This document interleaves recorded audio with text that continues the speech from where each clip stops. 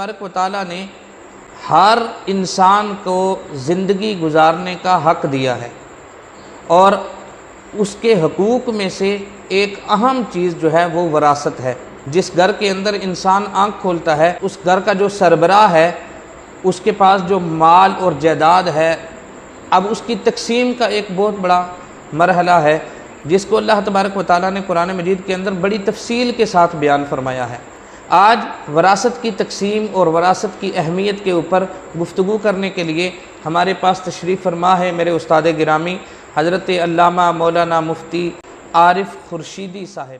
آپ جامعہ نعیمیہ لاہور میں تدریس اور دارالافتاء کے فرائض سر انجام دے رہے ہیں۔ بڑی مہربانی حضور کہ آپ ہمارے پاس تشریف فرما۔ محترم ناظرین، انشاءاللہ العزیز ہم قبلہ مفتی صاحب سے وراثت کے حوالے سے جتنے بھی سوالات ہمارے ذہن میں آتے ہیں، اور کوشش کریں گے کہ اس مختصر پروگرام کے اندر زیادہ سے زیادہ سوالات کر کے ہم قبلہ مفتی صاحب سے ان کا حل تلاش کرنے کی کوشش کریں گے۔ بہت سارے ایسے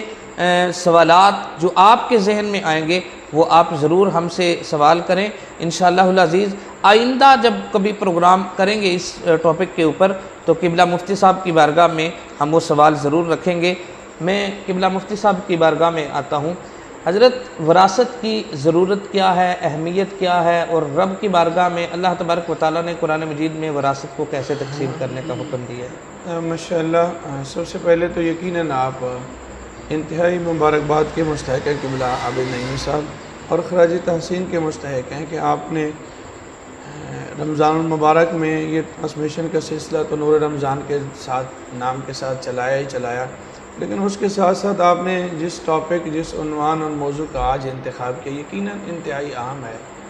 اور آج معاشرے کو اس کی انتہائی اہم ضرورت بھی ہے۔ جی جی، اور ہمیں اس پہ بات بھی کرنی چاہیے، اگرچہ افسوس کے ساتھ مجھے کہنا پڑ رہا ہے اس پہ بہت زیادہ کم بات کی جاتی ہے۔ جی بالکل۔ مثلا کلخانی ہے تو زیادہ تر فضائل بیان کیے جاتے ہیں، اور اس طرح 40واں 10واں تو مختلف ماں کی شان یا باپ کی شان بیان ہو رہی ہوتی ہے، ایصال ثواب پہ بات ہو رہی ہے، اچھی بات ہے، ہونی چاہیے، لیکن جو اصل چیزیں ہیں، جو اصل اس کے وراثت ہے، اس پہ کم ہی بات ہوتی ہے۔ جہاں تک اس کی اہمیت ہے، آپ اس کی اہمیت کا اندازہ اس بات سے لگا سکتے ہیں جیسے آپ نے خود ارشاد فرمایا کہ اللہ رب العزت نے باقاعدہ قرآن مجید میں وراثت کا تذکرہ فرمایا ہے۔ آپ سورہ نساء کو اٹھا کے دیکھ لیجئے، سورہ نساء کا پہلا اور دوسرا رکوع، اور دوسرے رکوع میں تو پوری تفصیل اس کی موجود ہے، یہ سورہ نساء کی آخری آیت اس حوالے سے بھی موجود ہے۔ تو اتنی عام چیز ہے کہ اللہ رب العزت نے اس کا باقاعدہ قرآن میں ذکر کیا، پھر باقاعدہ طور پر اللہ رب العزت نے ان لوگوں کے حصے بھی بیان فرمائے کہ کس کو کتنا حصہ کس صورت میں ملے گا، اور میرے پیارے آقا کریم صلی اللہ علیہ وسلم نے بھی حدیث میں اس کی تفصیل بیان فرمائی، اور اس قدر وراثت کی اہمیت کو بیان کرتے ہوئے اللہ کے نبی علیہ السلام نے فرمایا تعلم الفرائض وعلموها الناس فإنها نصف العلم، کہ وراثت کا علم سیکھو اور علموها لوگوں کو سکھاؤ، فإنها نصف العلم، چونکہ یہ آدھا علم ہے۔ دنیا جہان کے سارے علوم اکٹھے کرو تو وہ سارے مل کے آدھا بنتے ہیں، اور وراثت اکیلا آدھا علم۔ سبحان اللہ۔ یہی وجہ علماء نے لکھا اگر کوئی بندہ کسی اور علم کا کوئی مسئلہ سیکھتا ہے تو اس کو 10 نیکیاں ملتی ہیں، وراثت کا ایک مسئلہ سیکھنے سے بندے کو 100 نیکیاں ملتی ہیں۔ ماشاءاللہ ماشاءاللہ، بڑی خوبصورت گفتگو۔ اور قبلہ، قرآن نے کن کن افراد کے حصے مقرر کیے ہیں؟ ویسے تو قبلہ نعیم صاحب یہ ایک تفصیل طلب چیزیں ہیں، ہم اس مختصر وقت میں نہیں بیان کر سکتے، تاہم جو مین چیزیں ہیں اس کا ہم تذکرہ کر دیتے ہیں، اور میں ناظرین سے یہ عرض کروں گا کہ ابھی ہم مختصر کچھ چیزیں عرض کرتے ہیں۔ آپ لوگ قرآن مجید گھر میں موجود ہے، ترجمہ کنز الایمان، تفسیر خزائن العرفان یا نور العرفان، اس کو ساتھ ملا کر آپ کم از کم یہ جو سورہ نساء کا دوسرا رکوع ہے، یوصیکم اللہ فی اولادکم للذکر مثل حظ الانثیین، اس کو ذرا تفصیل کے ساتھ دیکھیں۔ جی بالکل۔ میں مختصراً اگر عرض کروں تو دیکھیں، جب کوئی بندہ فوت ہوتا ہے تو یقیناً اس کے مرنے کے بعد جو اس کا جتنی جائیداد اسے ترکہ بولتے ہیں، اور اس کے ساتھ وراثت کے مسائل ہیں۔ صاحب ذرا پہلی مین چیزیں دو ہیں کہ یہ شادی شدہ تھا، یہ مرد تھا یا عورت تھی۔ اگر مرد تھا تو صاحب ذرا اس نے بیوی چھوڑی ہے، اگر بیوی تھی یہ فوت ہوئی تو اس کا شوہر ہے۔ تو پہلے ہم اس کے حصے دیکھ لیتے ہیں کہ شوہر کا کتنا حصہ ہے اور ادھر سے بیوی کا کتنا ہے؟ تو قرآن مجید کی سورہ نساء آیت نمبر 12 ہے، اللہ فرماتا ہے وَلَكُمْ نِصْفُ مَا تَرَكَ أَزْوَاجُكُمْ إِن لَّمْ يَكُن لَّهُنَّ وَلَدٌ فَإِن كَانَ لَهُنَّ وَلَدٌ فَلَكُمُ الرُّبُعُ، کہ اگر تمہاری بیویاں فوت ہو جاتی ہیں، ان کی اولاد نہیں ہے، تو پھر تمہارا آدھا حصہ ہے 1/2۔ فَإِن كَانَ لَهُنَّ وَلَدٌ، اگر ان کی اولاد ہے تو پھر تمہارا فَلَكُمُ الرُّبُعُ، چوتھا حصہ ہے۔ یعنی اگر بیوی فوت ہو جاتی ہے، شوہر زندہ ہے، تو بیوی کی اولاد ہے تو شوہر کو چوتھا حصہ، اولاد نہیں ہے تو شوہر کو آدھا حصہ۔ اب اس کے برعکس اگر شوہر فوت ہو جاتا ہے جی تو پھر اس کا ذکر بھی اسی آیت کے اگلے حصے میں ہے۔ اللہ فرماتے ہیں وَلَهُنَّ الرُّبُعُ مِمَّا تَرَكْتُمْ إِن لَّمْ يَكُن لَّكُمْ وَلَدٌ فَإِن كَانَ لَكُمْ وَلَدٌ فَلَهُنَّ الثُّمُنُ، تمہاری ان بیویوں کے لیے اگر تم فوت ہو جاتے ہو، اگر تمہاری اولاد نہیں ہے تو ان کا چوتھا حصہ ہے، اگر تمہاری اولاد ہے تو ان کا 8واں حصہ ہے۔ تو تھوڑا سا اس سے پہلے آ جائیں، آیت نمبر 11 ہے کہ والدین بھی زندہ ہوتے ہیں، اللہ تعالیٰ ہر ایک کے والدین کا سایہ ہر ایک کے سر پہ قادر قائم فرمائے۔ بہرحال اگر والدین زندہ ہے، بندہ فوت ہو گیا، چاہے وہ بیوی ہے چاہے وہ شوہر ہے، اس کے والدین زندہ ہیں، تو پھر اگر ان کی اولاد ہے تو پھر قرآن کہنے والے ابویہ لکل واحد منہما السدس مما ترک ان کان لہ ولد، ماں باپ میں سے ہر ایک کو چھٹا حصہ ملے گا۔ یعنی اگر بندہ فوت ہو گیا، اس کی اولاد موجود ہے، تو ماں کو بھی چھٹا حصہ اور باپ کو بھی چھٹا حصہ ملے گا۔ پھر تھوڑی سی آگے تفصیل ہے کہ اگر ماں زندہ ہے اور ادھر سے اولاد ہے، اگر تو اولاد ہے تو پھر اس صورت میں تو ماں کو چھٹا حصہ ملے گا، لیکن اگر باپ ساتھ ہے تو پھر اولاد میں اگر مؤنث اولاد ہے، مثلا مذکر نہیں ہے، صرف اس کی بیٹی ہیں، تو بیٹیوں کو تو جو حصہ ملے گا ابھی ہم اس کا تذکرہ کرتے ہیں، پھر جو باپ ہے اس کو پہلے چھٹا حصہ بھی ملے گا، پھر ان بیٹیوں اور ورثاء کو دینے کے بعد اگر کچھ جائیداد بچ جاتی ہے تو بطور اسبہ وہ بقیہ جائیداد بھی باپ کو ملے گی۔ تھوڑا سا پیچھے اگر اسی میں آ جائیں، اگر اس کی اولاد ہے، مثلا کوئی بندہ فوت ہو جاتا ہے، اس کا شوہر ہے یا شوہر فوت ہو بیوی ہے، اس کے ماں باپ ہوں گے اور اولاد ہو سکتی ہے۔ اولاد کی پھر 2-3 صورتیں ہو سکتی ہیں، یا تو بیٹے ہوں گے صرف، یا بیٹیاں ہوں گی، یا بیٹے بیٹیاں ملا کے ہوں گے۔ اگر صرف اور صرف بیٹے ہیں تو بیوی کا حصہ دینے کے بعد، ماں باپ کا حصہ دینے کے بعد ساری جائیداد اس کے بیٹے، ایک ہے ایک کو ملے گی، 2 ہیں 2 کو ملے گی۔ اگر ہے بیٹیاں تو بیٹیوں کی پھر 2 صورتیں ہیں، بیٹی 1 ہے یا 2 یا 2 سے زیادہ ہیں۔ اگر تو بیٹی 1 ہے تو قرآن کہتا ہے سورہ نساء آیت نمبر 11 فَإِن كَانَتْ وَاحِدَةً فَلَهَا النِّصْفُ، تو پھر اس کو اکیلی بیٹی ہے تو اس کو کل جائیداد کا آدھا حصہ ملے گا۔ اور اگر بیٹیاں 2 یا 2 سے زیادہ ہیں تو فَإِن كَانَتْ اثْنَتَيْنِ فَلَهُمَا الثُّلُثَانِ، سورہ نساء آیت نمبر 11۔ پھر 2 یا 2 سے زیادہ ہیں تو کل جائیداد کا 2/3 حصہ ان بیٹیوں میں برابر تقسیم ہوگا۔ مثلا اگر ایک بندہ 9 لاکھ چھوڑتا ہے، اس کا 1/3 3 لاکھ بنتا ہے اور 2/3 6 لاکھ بنتا ہے۔ 6 لاکھ 2 بیٹیاں تو 3 آ جائے گا، 4 ہیں تو پھر اس کو اس اعتبار سے یہ تقسیم ہوگا۔ آخری صورت اگر بیٹے بیٹیاں دونوں ہیں، بندہ فوت ہو گیا، اس کی بیوی زندہ ہے، اس کے والدین بھی زندہ ہیں اور بیٹے اور بیٹیاں، تو یقیناً اولاد موجود ہے تو بیوی کو 8واں حصہ ملے گا، اور اولاد موجود ہے تو والدین میں سے ہر ایک کو چھٹا، ماں کو چھٹا الگ، باپ کو چھٹا الگ ملے گا۔ جو باقی بچ جائے گا، جتنے بیٹے ہیں سورہ نساء آیت نمبر 11 کے تحت یوصیکم اللہ فی اولادکم للذکر مثل حظ الانثیین، ہر لڑکے کو ہر لڑکی کا ڈبل حصہ ملے گا۔ آسان لفظوں میں اگر 2 بیٹے اور 2 بیٹیاں ہیں تو ماں باپ اور بیوی کو دینے کے بعد اس کے 6 حصے کریں گے، 2 حصے 2 بیٹوں کو اور 1 حصہ 1 بیٹے کو۔ اگر 3 بیٹے 3 بیٹیاں 9 حصے کریں گے، 2 حصے 2 بیٹوں کو اور 1 حصہ 1 بیٹی کو ملے گا۔ محترم ناظرین، یہ تو ایک بڑا تفصیلی ٹاپک ہے، اور ظاہر ہے ہر گھر کے حالات اپنے ہیں، کہیں پہ بیٹے ہیں بیٹیاں ہیں، ان کی تعداد کتنی ہے، میاں بیوی میں سے کون حیات ہے، یہ ایک تفصیل طلب ہے۔ اور جس طرح قبلہ مفتی صاحب نے فرمایا کہ اگر آپ کا کوئی مسئلہ ہے تو وہ تو پھر دارالافتاء سے آپ رجوع کریں۔ بہرحال یہاں پہ مختصر جو حصے قرآن نے بیان فرمائے ہیں ان کا ذکر فرمایا۔ قبلہ مفتی صاحب، جیسے آپ نے ذکر فرمایا کہ بچیوں کا بھی حصہ ہے، یعنی اگر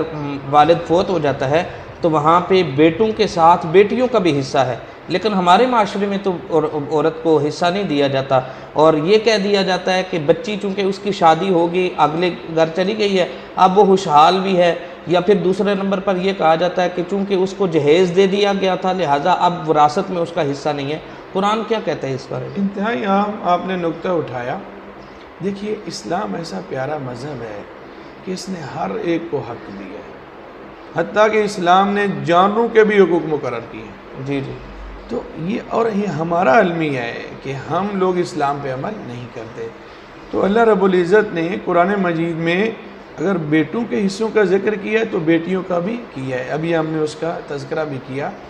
تو دیکھیے جب کوئی بندہ فوت ہو جاتا ہے، اگر اس کے بیٹا بیٹیاں دونوں موجود ہیں تو بیٹی کا حصہ اس کا ضرور ہے، چاہے اس کا وہ سنگل ہی ہے لیکن ہے اس کا ضرور۔ اب یہ کہنا کہ جناب میں نے اس کی شادی ہو گئی، وہ وہاں ٹھیک ہے، سیٹ ہے، فلاں ہے، تو بھائی اگر یہ دیکھتے ہو تو بس اوقات بیٹے بھی تو مالدار ہوتے ہیں، کاروبار کرتے ہیں، تو پھر بیٹے تو نہیں کہتے کہ ہم نہیں لیتے، ہم بیٹیوں کو دے دیتے ہیں۔ اور پھر دیکھیں بیٹا تو مرد ہے، یہ تو کما بھی سکتا ہے، جاب بھی آرام سے کر سکتا ہے، وہ بیچاری بیٹی وہ تو ایسا نہیں کر سکتی۔ پھر اگر ہم معاشرے کو دیکھتے ہیں، جب آپ بالفرض 1 لاکھ روپے بن رہا ہے یا 2، اس کی کیا اہمیت ہے؟ مر جانا ہے، کچھ بھی نہیں ہے، یہاں سب کو چھوڑ کے جانا ہے، کفن کی جیب تک نہیں ہوتی، امیر غریب کی قبر سب کی ایک جیسی ہوتی ہے، کفن ایک جیسا ہوتا ہے، سب یہ کہاں چھوڑ کے چلے جانا ہے۔ اس بیچاری بچی کو جو آپ نے حصہ نہیں دیا، کتنے تانے ملتے ہیں، وہ بیچاری جیتے جی مر رہی ہوتی ہے۔ اور پھر اگر آپ یہ کہتے ہیں کہ جی والد صاحب نے اسے جہیز کا سامان دیا تھا، ٹھیک ہے دیا تھا، والد صاحب کو اللہ تعالیٰ جزا دے، وہ تحفہ ہوتا ہے۔ اگر اس کو جہیز دیا ہے تو اور آپ اس کو وراثت نہیں دے رہے تو والد صاحب نے آپ کی بھی تو شادی کی ہے نا، جی آپ کو جاب بھی دلوائی ہے، آپ کو پڑھایا بھی ہے، حتیٰ کہ بس اوقات کاروبار بھی والدین کروا کے دیتے ہیں، جی اور گھر بھی بنا کے دیتے ہیں، تو پھر اس کا حصہ ختم ہو رہا ہے تو آپ کا کیوں نہیں ہو رہا؟ تو یہ محض ایک انتہائی خطرناک چیز ہے جو ہمارے معاشرے میں پھیل رہی ہے، اور اس وجہ سے اگر کوئی اپنی بہنوں کو حصہ نہیں دیتا تو عند اللہ مجرم ہے۔ اور میں ایک اگر چھوٹی سی بات کروں، ہو سکتا ہے کسی کے دل پہ اثر کر جائے کہ دیکھیے اگر آج آپ بہن کا حصہ نہیں دیتے، بہن ہو سکتا ہے آپ سے کچھ نہ کہے، بس آپ بھائی کہتے ہیں جی بہن نے معاف کر دیا، جی بہن نے، جی تو میرے بھائی ہر مرتبہ بہن نہیں معاف کرنا ہوتا ہے، کبھی بھائی بھی تو کہے میں نے معاف کر دیا، اور ہمیں ایسا سننے کو نہیں ملتا۔ اور اگر میں اپنے تجربے کی روشنی میں عرض کروں تو بہن پتہ کیوں معاف کرتی ہے؟ بہن اس لیے معاف کرتی ہے تو بھائی کا رویہ دیکھ چکی ہوتی ہے، اس کا لالچ، اس کا حرص، ہوس، اسے پتہ ہے اگر میں نے اسے حصہ مانگ لیا نا یہ میرے گھر نہیں آئے گا، یا میں نے حصہ مانگ لیا تو مجھے اپنے گھر نہیں آنے دے گا۔ وہ کہتی ہے جائیداد، میں آپ کی بات کاٹ رہا ہوں، ایسے سننے میں دیکھنے میں آیا ہے کہ بھائی جو ہے وہ بلا کے بہن کو کہہ دیتا ہے کہ اگر آپ نے وراثت میں حصہ لینا ہے تو پھر آج کے بعد میرا اور آپ کا کوئی تعلق نہیں ہے، اور پھر زبردستی اس کو معاف کروایا جاتا ہے۔ تو ایک سوال یہ بھی پیدا ہوتا ہے کہ اگر وہ معاف کر دیتی ہے یا زبردستی معاف کروایا جاتا ہے، یا وہ صرف بھائی کا منہ دیکھتے ہوئے صرف یہ کہہ دیتی ہے کہ چلیں ٹھیک ہے میں نہیں لیتی، تو کیا وہ جو ہے وہ یہ اس کا حق ختم ہو جائے گا؟ بہت عام بات ہے، میں اسی بات کو آگے بڑھاتا ہوں کہ اب وہ کہتے ہیں جی بہن نے معاف کر دیا، فلاں کر دیا، تو بہن یہی کہتی ہے اگر میں نے اس سے حصہ مانگا یا لیا تو یہ جیسے آپ نے فرمایا اچھی بہت ایسی بات ہی ہے کہ مجھے گھر نہیں ہے، بہن سوچتی ہے کہ یار کوئی بات نہیں، جائیداد جاتی ہے تو چلی جائے، میرا بھائی میرے سے نہ جائے، میرے بھائی کا رشتہ میرے سے، اس بھائی کو بھی کچھ حیا کرنا چاہیے۔ اور میں یہ عرض کروں جو اس کی طرف آپ نے اشارہ کیا، وراثت ایک جبری حق ہے، یعنی اسے ہر صورت آپ نے دینا ہے، ماں اس کے معاف کرنے سے معاف نہیں ہوگا، جتنا اس کا حصہ بنتا ہے اس کو دیں، وہ قبضہ کرے،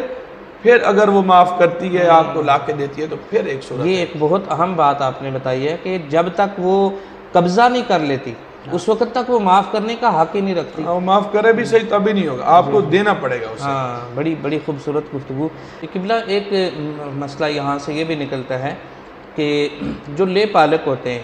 جیسے ایک تو یہ ہے نا کہ بچی کو شادی کر کے دے دیا، ایک لے پالک کے بڑے مسائل ہیں کہ لے پالک اگر کوئی لیتا ہے تو اس کا وراثت کا حق وہ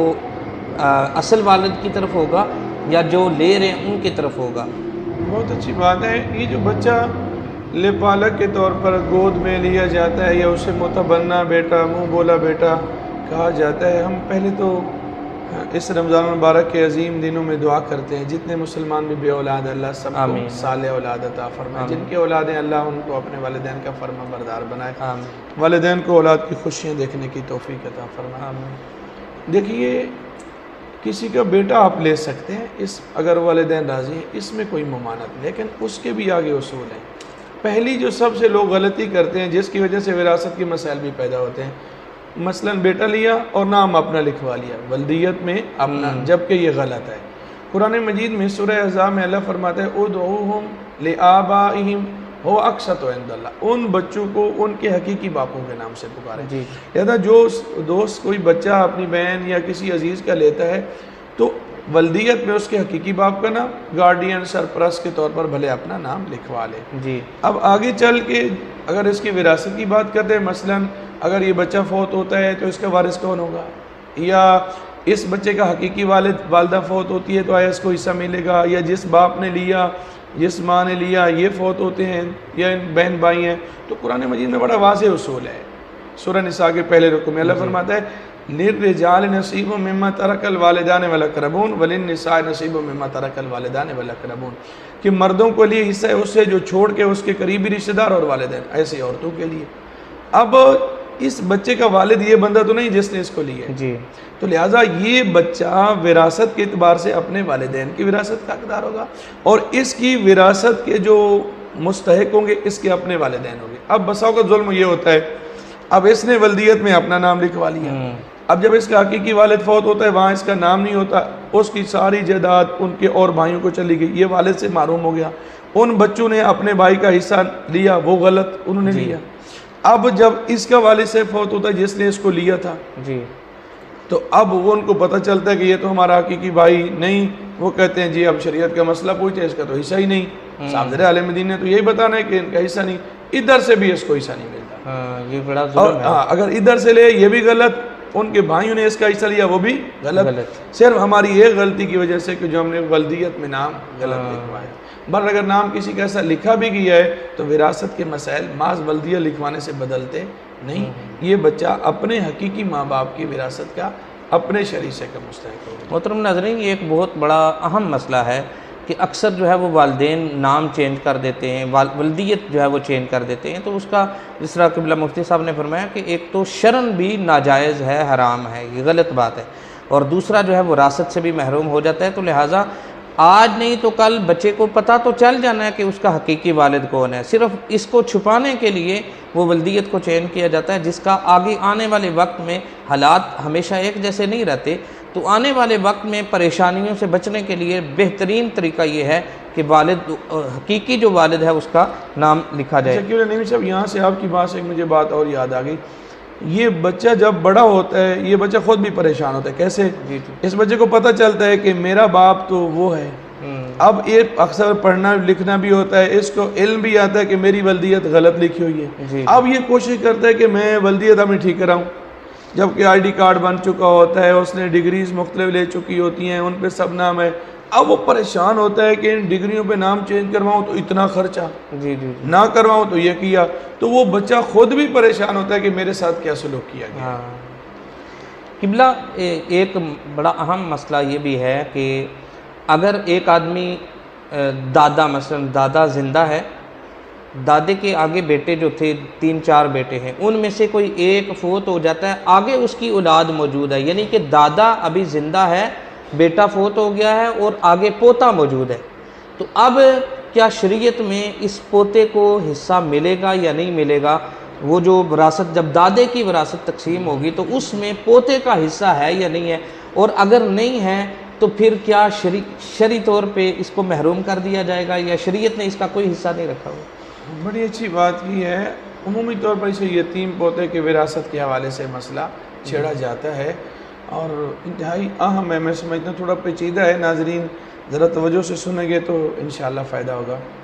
دیکھیے اصول وہی ہے کہ جب قریبی رشتہ دار موجود ہو تو دور والے کو نہیں ملتا۔ مثال کے طور پر اب ایک آدمی موجود ہے، اس کے 3 بیٹے ہیں، ایک بیٹا اس کی زندگی میں فوت ہو جاتا ہے،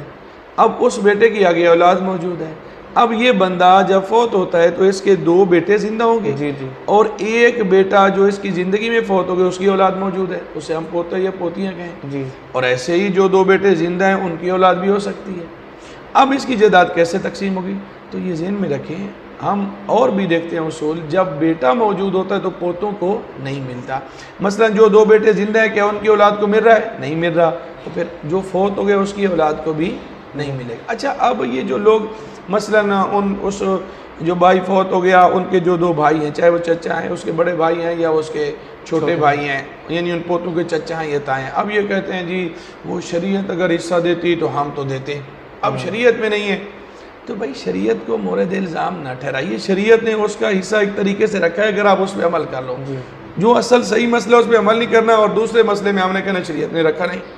دادے کو پتہ ہونا چاہیے کہ میں جب فوت ہوں گا میرے ان پوتوں کو حصہ نہیں ملنا، تو دادا زندگی میں وصیت کر دے، یا اپنی زندگی میں ہی دادا ان پوتوں کو کچھ دے دے، تحفہ دے دے، صحیح، بعد میں پریشان ہو۔ چلیں دادا نے نہ دیا، یا اسے مسئلے کا پتہ نہیں تھا، یا ذہن نہ رہا، یا اس نے کہا دوں گا بھی، نہ دیا، فوت ہو گیا۔ اب یہ بھائی ہیں، ان کو جو اپنا حصہ ملا، مثلا 2 بھائیوں کو 50-50 لاکھ مل گیا، ان کے بھتیجوں کا یا دادا کے پوتوں کا حصہ نہیں، یہ اپنے 50 لاکھ میں سے بھلے 50 دے دیں، اپنا حصہ لے لیں۔ اب اپنے بھتیجوں کو یتیم کی ویسے بھی کفالت کا بڑا ثواب ہے، حضور فرماتے ہیں انا وکافل الیتیم، میں کہا تھا ہی نہیں، میں اور یتیم کی کفالت کرنے والا قیامت کے دن ایسے ایسے ہوں گے۔ تو اگر یہ سمجھتے ہیں ہمارے بھتیجے بھی ہیں اور بیچارے یتیم بھی ہیں، کمزور بھی ہیں، ہم ان کی مدد کرنا چاہتے ہیں، تو اپنا حصہ لے کر بھلے 50-50 دے دیں۔ قرآن نے بھی یہی کہا ہے، اللہ فرماتا ہے وَإِذَا حَضَرَ الْقِسْمَةَ أُولُو الْقُرْبَى وَالْيَتَامَى وَالْمَسَاكِينُ فَارْزُقُوهُم مِّنْهُ وَقُولُوا لَهُمْ قَوْلًا مَّعْرُوفًا، کہ جب تقسیم ہو رہی ہے، اگر کوئی اس طرح کے مثلا یتیم مسکین ہو تو فَارْزُقُوهُم، تم انہیں دے دو۔ اگر آپ کہتے ہو شریعت دیتی تو ہم دیتے ہیں، تو شریعت تو نے منع نہیں کیا، آپ اپنا حصہ لے لو، بلے سارے کا سارا دے دو۔ تو شریعت نے ہر بندے کا خیال رکھا ہے، لیکن اصول وہی ہے۔ جی قبلہ، اس میں ایک چیز یہ بھی ہے کہ وراثت کا جو لفظ وراثت ہے یہ تو مرنے کے ساتھ ہے نا، کہ کوئی آدمی فوت ہوگا تو اس کی جب جائیداد تقسیم ہوگی اس کو وراثت کہیں گے، لیکن اگر کوئی اپنی زندگی میں اپنی جائیداد کو تقسیم کرنا چاہے تو وہ اپنی مرضی سے حصے علیحدہ یا برابر تقسیم کر سکتا ہے، یہ جیسے آپ نے فرمایا۔ اور اگر وہ اپنی مثلا دادا اپنی زندگی میں اپنی جو جائیداد ہے اس کو تقسیم کرتا ہے اور اس میں اس پوتے کا بھی حصہ رکھ لیتا ہے، تو کیا یہ جائز ہے؟ دیکھیے پہلی بات تو یہ ہے، جہاں تک زندگی میں کوئی بندہ جائیداد تقسیم کرتا ہے وہ وراثت نہیں، جیسے آپ نے بالکل درست فرمایا، وہ تحفہ ہبہ اور گفٹ ہوتا ہے۔ ایک اور چیز بھی یہاں ہمیں، یعنی اس میں کمی پیشی کے ساتھ وہ کر سکتا ہے۔ میں عرض کرتا ہوں ایک چیز جس کے لیے میں اشارہ کرنا چاہ رہا ہوں، مساوقات نہ کچھ بیٹے والدین کے ساتھ بہت ظلم کرتے ہیں۔ مثلا باپ بوڑھا ہے، بزرگ ہے، اب 3 بیٹے ہیں 4 ہیں، بیٹا کہا جی میرا حصہ دے دو، باپ سے کہے گا میرا حصہ دے دو بھائی، مجھے میں فلاں ہے، یہ بابا جی مجھے دو۔ اب باپ مجبور ہے بیچارہ۔ تو یہ ذہن میں رکھیے، جب تک والد صاحب زندہ ہیں وہ اپنی جائیداد کے خود مالک ہے، کسی بیٹے کا ان کی جائیداد میں حصہ نہیں، وہ مطالبہ بھی کر سکتے نہیں۔ ہاں اگر یہ والد صاحب اپنی مرضی سے خوشی سے جائیداد تقسیم کرنا چاہتے ہیں تو انہیں اختیار ہے، اس کا طریقہ کار یہ ہے، بہتر یہی ہے، مستحب و اولیٰ یہ ہے، کیونکہ زندگی میں جائیداد تحفہ ہوتی ہے، اور تحفے میں حدیث کے مطابق جائیداد اولاد میں برابر، سووا بین اولادکم بالہبہ او کما قال علیہ السلام، فرمایا جب تم اولاد میں تحفہ دینا چاہو تو برابر دو۔ تو مستحب یہی ہے کہ بیٹوں کو بھی اتنا اور بیٹیوں کو بھی، پھر اگر پوتوں کے لیے بھی حصہ رکھنا چاہے تو رکھ سکتے ہیں۔ اور پھر ایک سوال ہوتا ہے کہ باپ اپنے لیے کیا رکھیں، یا اس کی بیوی ہے باپ کی تو اس کے لیے کیا؟ تو باپ جب چونکہ اپنی جائیداد کا خود مالک ہے، چاہے تو اپنے لیے سارا رکھ لے، چاہے جتنا چاہے اپنی بیوی کے لیے رکھ کے ماں کی ساری اولاد میں برابر تقسیم کرنا چاہے تو کر سکتا۔ قبلہ ایک قسم یہ بھی ہے کہ ایک آدمی ہے فوت ہو گیا، اب اس کی جو بیوہ ہے، بیوہ اگر دوسری جگہ شادی کرنا چاہتی ہے تو یہ جو اس کا پہلا خامد ہے اس سے اس کو وراثت میں حصہ ملے گا یا نہیں ملے گا؟ بہرحال آپ کی سوچ پہ سلام کہ آپ معاشرے میں جو چیزیں عام ہیں ان کو طرف اشارہ کر رہے ہیں، اچھی بات ہے۔ مقصود بھی ہمارا یہ ہے کہ لوگوں کی اصلاح ہو جائے۔ ہمارے معاشرے کا ایک بھی ہے، یہ جہالت ہے، دین سے دوری ہے، تب وہ لوگ ایسی باتیں کرتے ہیں۔ وہ کہتے ہیں جی دیکھو آدمی فوت ہوا، اس کی بیوہ ہے، بیوہ نے تو آگے شادی کر لی ہے، جس کی تو جائیداد ہے ہی نہیں، شادی نہ کر لی تو ملنا تھا۔ حالانکہ یہ بھی سراسر قرآن کے خلاف ہے، حدیث کے خلاف ہے۔ دیکھیے جب وہ شوہر فوت ہو گیا، بیوی زندہ اس کا حصہ ہے، وہ بھلے شادی کرے یا شادی نہ کرے۔ دیکھیے جب بیوی فوت ہو جاتی ہے تو شوہر اور شادی کرتے تو اس کو حصہ ملتا ہے نا، معاشرہ بھی کہتے ہیں ٹھیک ہے تو بیوی کا کیا قصور ہے۔ دیکھیے وہ شادی اب بسا اوقات ہوتا ہے، یہ لوگ کہتے ہیں جی وہ تو پہلے بار مائی سے لڑی ہوئی تھی، اس نے تو عدت بھی نہیں گزاری، چلی گئی۔ بھائی وہ لڑی ہوئی تھی نہیں لڑی ہوئی تھی، عدت گزاری یا نہیں گزاری، وہ اس کا اپنا فعل ہے،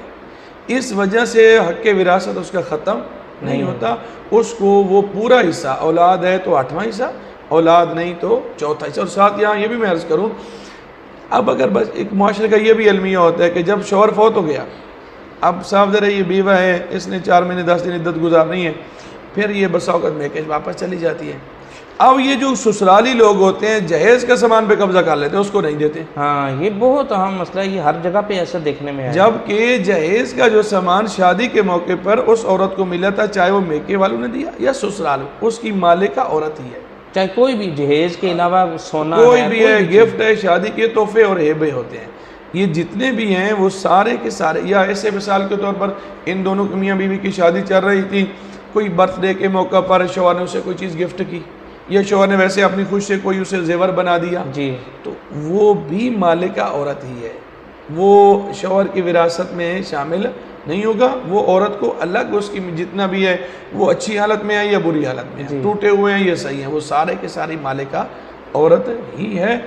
جو وراثت ہے اس کو اسے الگ ملے گی۔ اچھا قبلہ، اگر کوئی آدمی وراثت نہیں دیتا تو قرآن اس کے بارے میں پھر کیا مذمت کرتا ہے؟ بہرحال دیکھیے، یہ تو ہم میں سے ہر بندہ سمجھتا ہے کہ کسی کا بھی حق ہم ناجائز طریقے سے استعمال نہیں کر سکتے، غلط ہے، یہ اللہ تعالیٰ ہمیں رزق حلال کی وسیع دولت عطا فرمائے، دوسرے کا لیں گے تو وہ یقیناً حرام ہوگا، اور حرام جو پیٹ میں چلا جاتا ہے وہ ایسی ہڈی ہے، جب تک کہ پیٹ پھٹے گا نہیں بندے کو سکون نہیں ہوگا۔ قرآن اس کے بارے میں واضح کہتا ہے، قرآن کہتا ہے لا تاکلوا اموالکم بینکم بالباطل، اپنے مال باطل طریقوں سے کہ اوروں کے مال اس میں شامل کر کے کھاؤ، یہ درست نہیں۔ یا وہ آیت ہم میں سے ہر ایک کو پتہ ہے، سورہ نساء کی آیت نمبر 10 ہے، اللہ فرماتا ہے ان الذین یاکلون اموال الیتامی ظلما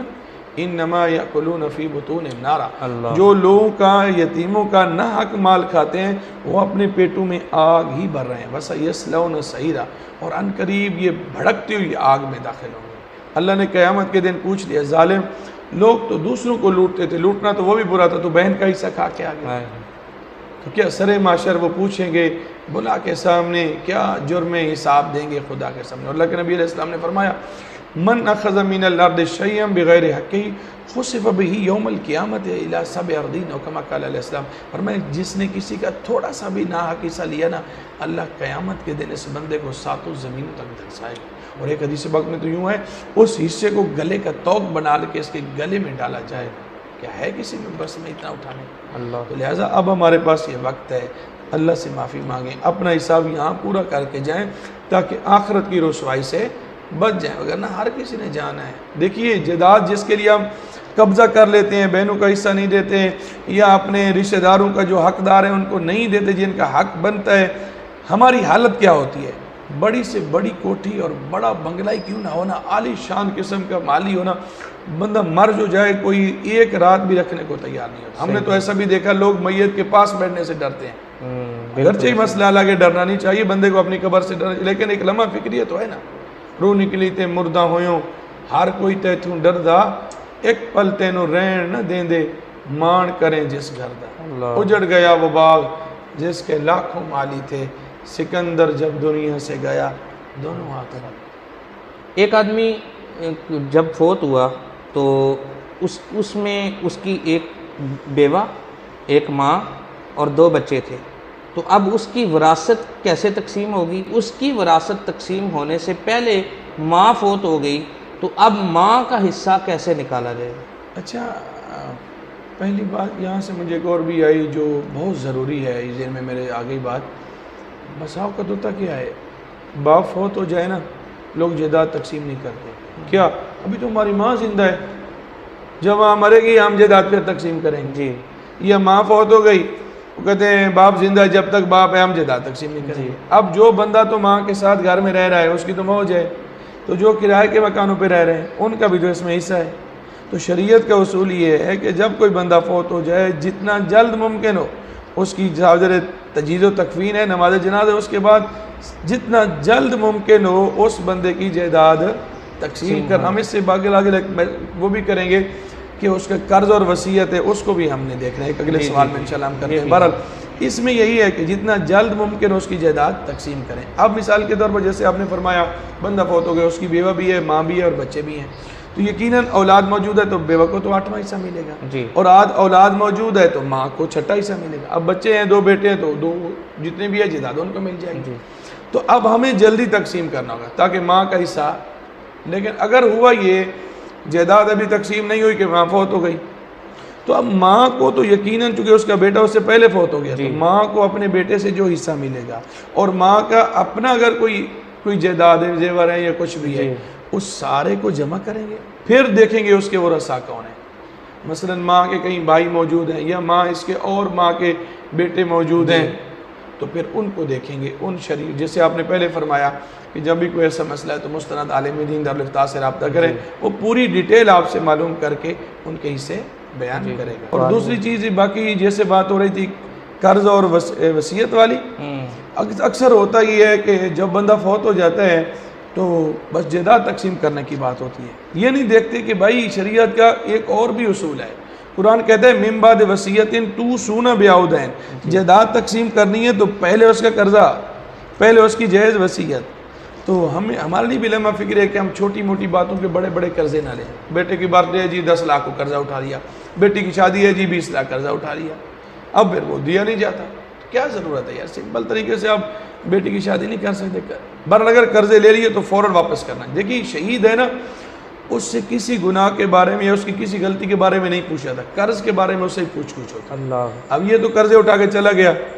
تو اولاد کو چاہیے سب سے پہلے دیکھیں کہ والد صاحب نے کن کا قرض دینا ہے۔ ٹھیک ہے وہ تحقیق کر سکتے ہیں، چھان بین کر سکتے ہیں کہ آیا میرے والد صاحب نے ان کا قرض دینا بھی ہے یا نہیں، ثابت ہو جانے پہ سب سے پہلے قرض، پھر اس کے بعد وصیت وہ بھی جائز، اگر اس نے جائز وصیت کی اپنے مال میں سے 1/3 تک کی ہوئی ہے تو وہ بھی دیں۔ بھیا بس اوقات ایک وصیت یہ بھی ہوتی ہے، ماں باپ کہہ رہا ہوتا ہے جی میں فوت ہو جاؤں تو یہ میرا چھوٹا بیٹا ہے یا میری بیٹی ہے کماری ہے یا جیسے بھی ہے، میری جائیداد میں سے اتنا اس کو دے دینا، تو یہ وصیت جائز نہیں، چونکہ وہ آلریڈی وارث بن رہا ہے، لا وصیت لوارث، وارث کے لیے وصیت۔ ہاں اس نے کوئی اور جائز وصیت کی ہوئی ہے، مسجد، مدرسہ یا کسی اور رشتہ دار، جیسے ہم نے کہا یتیم پوتے کے لیے اس نے کی ہوئی ہے، اور وہ بھی کل جائیداد کا 1/3 ہے یا اس سے کم ہے، تو پھر اس پہ بھی عمل ہوگا۔ بہت بہت شکریہ حضور، جزاک اللہ۔ بہت مہربانی آپ نے ٹائم دیا، اللہ تبارک و تعالیٰ آج کی اس کاوش کو قبول فرمائے۔ محترم ناظرین، عابد نعیمی آفیشیل یوٹیوب چینل اور فیس بک پیج کو